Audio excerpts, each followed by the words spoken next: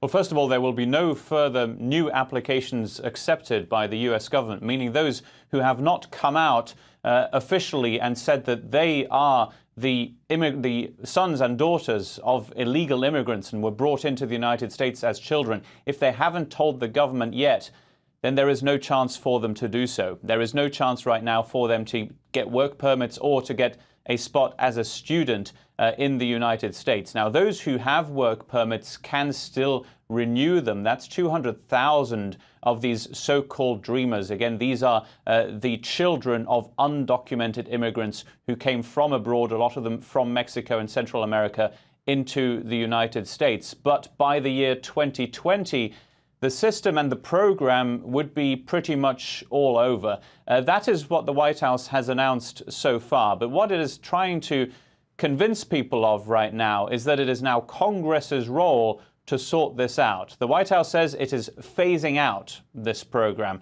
but Congress can still find a stopgap measure or indeed go for full-on immigration reform in the United States, which simply has not happened over years.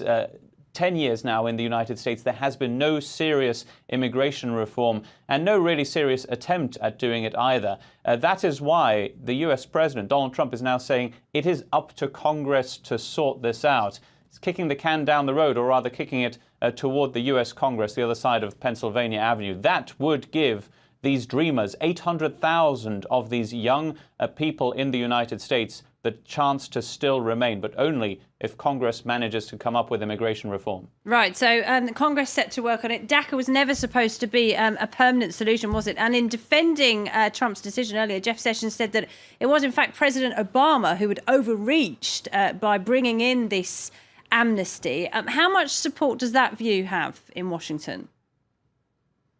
It has support with Donald Trump's voters, very few of which are here in the U.S. Capitol. Now, what we're, of course, looking for here now is how much support there is for this decision up on Capitol Hill. Democrats entirely against it. They believe this is cruel. The former U.S. President Barack Obama said at the time when he was still president that if this was to be changed by the next administration, he would speak up. We haven't heard from him since. Former Vice President Joe Biden, though, has criticized the decision on Twitter just a few hours ago. Now, Jeff Sessions, the Attorney General, in his announcement, and it was not made by Donald Trump himself, said that this was an unconstitutional program.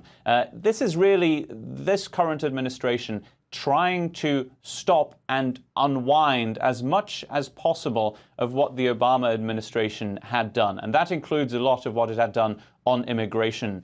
In this case, this was a program, an executive order set up by the U.S. President Barack Obama at the time because the U.S. Congress was not able to come up with immigration reform. Hence why this administration says it is illegal and is saying it is now up to Congress to do more of this. This is not a popular decision by the Trump administration. Popular with his voters, maybe. That's not more than 25% of the country. The Dreamers have support, widespread support in the United States, meaning this decision is generally just not popular.